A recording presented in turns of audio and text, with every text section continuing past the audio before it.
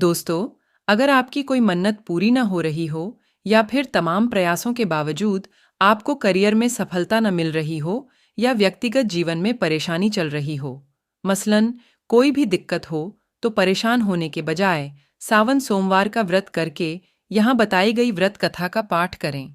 मान्यता है कि सावन सोमवार के दिन अगर व्रत रख कर इस कथा का पाठ किया जाए तो जातकों की मनचाही मुराद पूरी हो जाती है। दोस्तों, कथा शुरू करने से पहले आपसे अनुरोध है कि अगर आपको वीडियो अच्छा लगे तो वीडियो को लाइक ज़रूर करें और चैनल को सब्सक्राइब करें ताकि आपको आगे आने वाली वीडियो के नोटिफिकेशन मिलते रहें। आइए अब सुनते हैं देवों के देव महादेव की सोमवार व्रत कथा। एक साहूकार था जो भगवान शिव का अनन्य भक्त था। उसके पास धन धान्य किसी भी चीज की कमी नहीं थी, लेकिन उसकी कोई संतान नहीं थी और वह इसी कामना को लेकर रोज शिवजी के मंदिर जाकर दीपक जलाता था। उसके इस भक्तिभाव को देखकर एक दिन माता पार्वती ने शिवजी से कहा कि प्रभु, यह साहूकार आपका अनन्य भक्त है। इसको किसी बात का कष्ट है तो आपको उसे अवश्य दूर करना चाहिए। शिवजी बोले कि हे पार्वती, इस साहूकार के पास पुत्र नहीं है, ये इसी से दुखी रहता है। माता पार्वती कहती हैं कि हे ईश्वर, कृपा करके इसे पुत्र का वरदान दे दीजिए।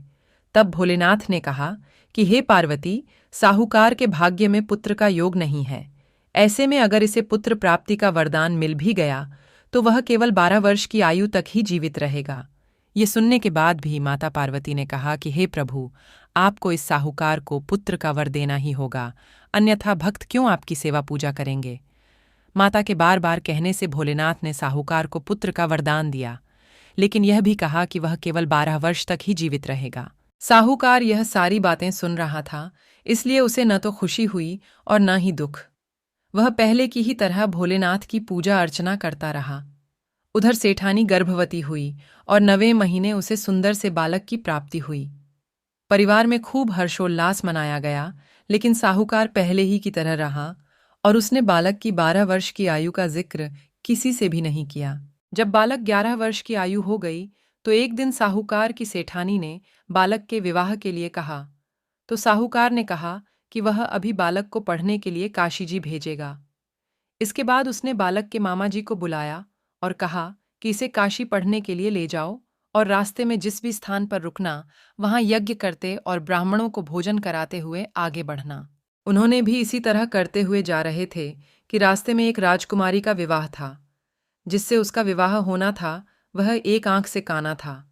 तो उसके पिता ने जब अति सुंदर साहूकार के बेटे को देखा तो उनके मन में आया कि क्यों न इसे ही घोड़ी पर बिठाकर शादी के सारे कार्य संपन्न करा लिए जाएं। तो उन्होंने मामा से बात की और कहा कि इसके बदले में वह अथाह धन देंगे, तो वह भी राजी हो गए। इसके बाद साहूकार का बेटा विवाह की बेदी पर बैठा और जब विवाह कार्य संपन्न हो गए तो जाने से पहले उसने राजकुमारी की चुंदरी के पल्ले पर लिखा कि तेरा विवाह तो मेरे साथ हुआ, लेकिन जिस राजकुमार के साथ भेजेंगे वह तो एक आंख का काना है। इसके बाद वह अपने मामा के साथ काशी के लिए चला गया। उधर जब राजकुमारी ने अपनी चुनरी पर यह लिखा हुआ पाया तो उसने राजकुमार के साथ जाने से मना कर दिया। तो राजा ने भी अपनी पुत्री को बारात के साथ विदा नहीं किया। बारात वापस लौट गई। उधर मामा और भांजे काशी जी पहुंच गए थे। एक दिन जब मामा ने यज्ञ रचा रखा था और भांजा बहुत देर तक बाहर नहीं आया तो मामा ने अंदर जाकर देखा तो भांजे के प्राण निकल चुके थे। वह बहुत परेशान हुए, लेकिन सोचा कि अभी रोना पीटना मच आया तो ब्राह्मण चले जाएंगे और यज्ञ का कार्य अधूरा रह जाएगा। जब यज्ञ संपन्न हुआ तो मामा ने रोना पीटना शुरू किया। उसी समय शिव पार्वती उधर से जा रहे थे तो माता पार्वती ने शिवजी से पूछा, हे प्रभु, ये कौन रो रहा है। तभी उन्हें पता चलता है कि यह तो भोलेनाथ के आशीर्वाद से जन्मा साहूकार का पुत्र है। तब माता पार्वती कहती हैं कि हे स्वामी, इसे जीवित कर दें, अन्यथा रोते रोते इसके माता पिता के प्राण निकल जाएंगे।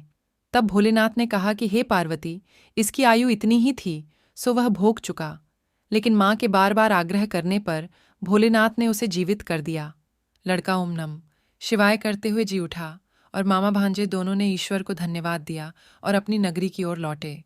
रास्ते में वही नगर पड़ा और राजकुमारी ने उन्हें पहचान लिया। तब राजा ने राजकुमारी को साहूकार के बेटे के साथ बहुत सारे धन धान्य के साथ विदा किया। उधर साहूकार और उसकी पत्नी छत पर बैठे थे। उन्होंने यह प्रण कर रखा था कि यदि उनका पुत्र सकुशल न लौटा तो वह छत से कूदकर अपने प्राण त्याग देंगे।